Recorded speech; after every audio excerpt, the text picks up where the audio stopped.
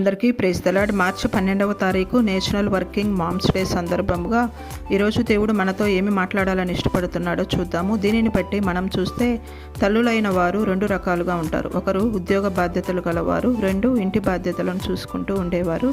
ఈరోజు working moms day కాబట్టి ఎవరైతే వర్కింగ్ ఉమెన్స్ ఉన్నారో వారికందరికీ వర్కింగ్ మామ్స్ డే శుభాకాంక్షలు తెలుపుచున్నాను. ఈ సందర్భంగా మనము ఈ వీడియో చూద్దాము. ఈ వీడియోలో మనకు కనబడుతున్న ఒక పక్షి పేరు వుడ్ పెక్కర్. ఈ పక్షి యొక్క ప్రత్యేకతను మనం చూస్తే ఇది చెట్ల తొర్రలలో తన నివాసాన్ని ఏర్పాటు చేసుకొని దానిలో గుడ్లు పెట్టి పొదిగి పిల్లలను చేస్తుంది. తన పిల్లల నివాసం కోసము ఈ పక్షి ముందుగానే కష్టపడి దేవుడు తనకిచ్చిన ముక్కునే ఆయుధంగా చేసుకొని పెద్ద చెట్టును కూడా తన ముక్కుతో తొలచి తన నివాసాన్ని పిల్లల కోసం ఏర్పాటు చేసుకుంటుంది. ఈ పక్షి ఒక బిల్డర్ అని కూడా చెప్పొచ్చు. ఈ వుడ్ పెక్కర్ పక్షి ఎలాగైతే కష్టపడుతుందో తన పిల్లల నివాసం కోసం ఉద్యోగం చేస్తున్న చాలామంది తల్లులు కూడా ఇంటి బాధ్యతలు, ఉద్యోగ బాధ్యతలు, పిల్లల బాధ్యతలను కూడా ఎంతో సమర్థవంతంగా నెరవేరుస్తున్నారు. అయితే ఈరోజు బైబిల్లో ఉన్న వర్కింగ్ మామ్స్ని కొంతమందిని చూద్దాము.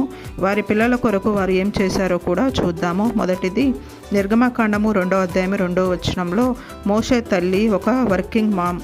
ఎందుకంటే మోషను బ్రతికించుకోవడానికి ఒక జమ్ము పెట్టెను తయారు చేసింది యోకెబెదు. అమ్రాము చేశాడని బైబిల్లో లేదు. ఆదికాండము 6వ అధ్యాయం 7వ వచనము నోవాహు భార్య మనకు కనబడతారు. నోవాహు ఇంటివారి రక్షణ కొరకు ఓడను తయారు చేస్తున్నప్పుడు ఆ గొప్ప పనిలో నోవాహు భార్య తన కోసము పిల్లల కోసము ఒక వర్కింగ్ మామ్లా పనిచేసిందని చెప్పవచ్చు. ఓడ కట్టే పనిలో కూడా ఉంది కాబట్టి.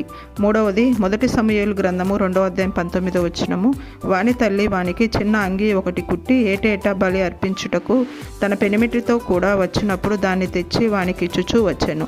హన్న తన కుమారుని ఏటేటా తన కుమారుడు పెద్దవాడవుతున్నాడు కాబట్టి ఒక అంగిని ఆమె కుట్టి తీసుకొని వచ్చేది. చూశాం కదా, యోకెబెదు మోషే కోసం జమ్ము పెట్టెను చేసింది. నోవాహు భార్య ఓడను కట్టుటలో సహాయపడింది.